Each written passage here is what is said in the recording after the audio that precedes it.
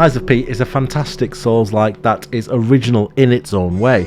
It borrows heavily from Bloodborne and Sekiro, but then offers its own twists on the genre, enough for me to make it feel like its own experience. And in fact, by adding certain things that not even FromSoft games have, Lies of P feels like a small but important step forward for the Souls-like format.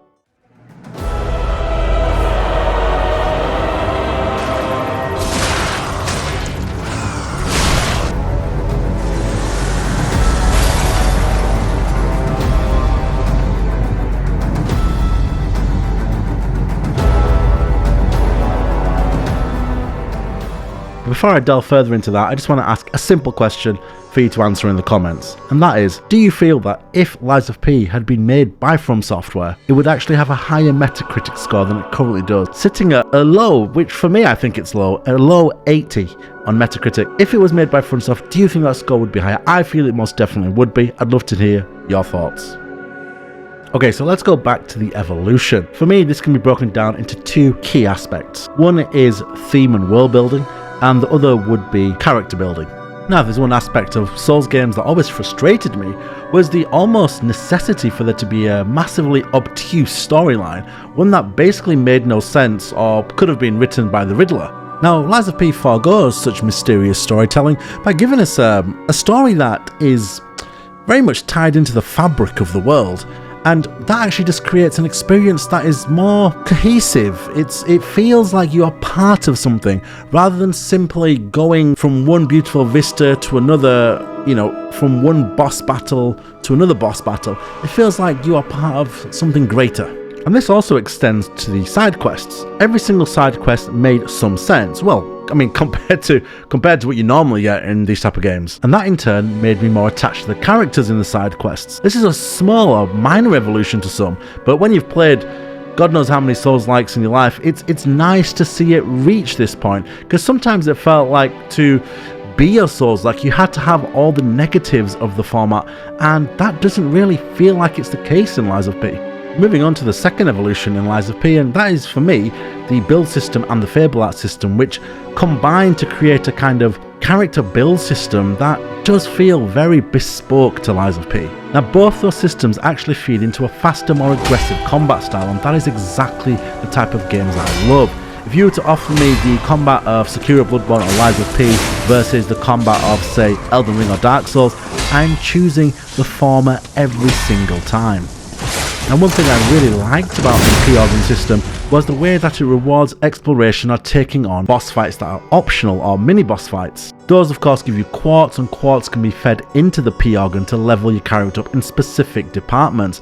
This can be increased stagger windows, more damage on your throwables, more regain from the Bloodborne style regain system, or the ability for your perfect parries to cause more stagger gauge damage. Now, though not as original, another part of this whole build system in Lies of P is the Legion arm, which is basically a prosthetic arm from Sekiro, but with many more options. It felt like Sekiro's prosthetic arm was more of a defensive utility or a maybe window opening or window closing utility, while in Lies of P, the Legion arm is a offensive tool that can be used in a variety of different circumstances, well, for the most part anyway. Following on from the prosthetic arm, we have the Fable Art system. Now, there's one thing I loved about the Fable Art system. It felt like it was an option, that it was available much more often than, let's say, Ashes of War. I felt like as an offensive option it was always there, and this is for two reasons. Number one, it recharges relatively quickly.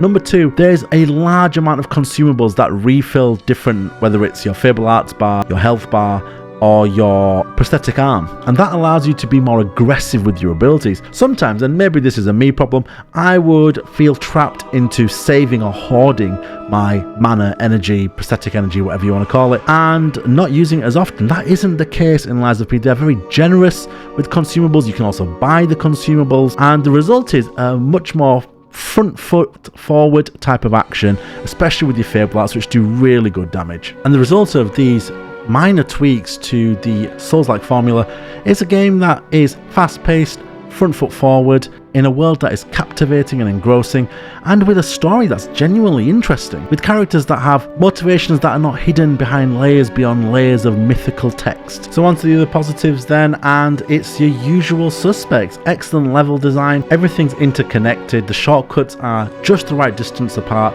so that it never feels too easy or too punishing. You have a variety of weapons, variety of boss weapons and boss amulets, all of which, well, most of which serve a purpose, a reason to play through NG Plus to get the weapons or amulets you missed on the first playthrough, really good variety in enemies, and a collection of bosses that are not too frustrating, punishing and rewarding all at the same time. Bar one, Swamp Beast, you absolute... I can't swear because supposedly it's not good for you on YouTube, but those who have fought Swamp Beast know what I mean. The combat feels really weighty. I love the fatal or visceral attacks in Lies of P, reminding me of that great feeling you had when you did one in Bloodborne. They just feel so meaty, so powerful. They really feel great to pull off, and they make the reward for pulling off perfect parries in boss fights just even better. It's like a multiplicative effect. So that's a lot of positives, but I do have criticisms for Lies of P. Not many, nothing huge, but there are some there. First of all, double health bar boss fights. I mean, once in a while's fine as a shock factor or to give you a oh sh moment, that's fine. But the amount of times they use them here is... It grated on me by the end of it, I have to say. I always feel that if you want to surprise the player with a second phase, do it within the initial health bar. It just feels fairer. And it doesn't come across as lazy as well. I feel like sometimes if you just whack another health bar on a boss, it just feels like it shows that they ran out of ideas about how to make bosses a bit more interesting later on in the game. The Spectre summons, which you can do, Spectre, I don't think I can say that word properly, but the Spectre summons you can do are way too powerful. I used them for experimentation purposes on the first boss and just thought this is ridiculous. I never used one again.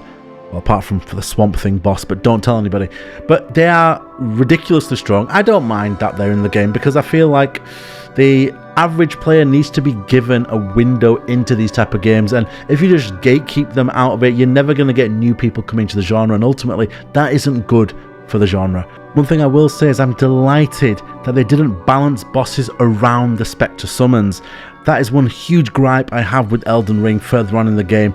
It feels like they just tripled everything on bosses because you could summon help, and you know, they didn't do that here, which is excellent.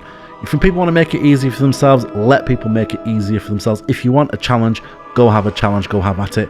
And I was delighted they did that because I was allowed to tackle the bosses one-on-one, and I didn't feel like any of the bosses had BS mechanics to make up for the Spectre summons, and that's excellent. All in all, Lies of P is a fantastic Souls-like experience.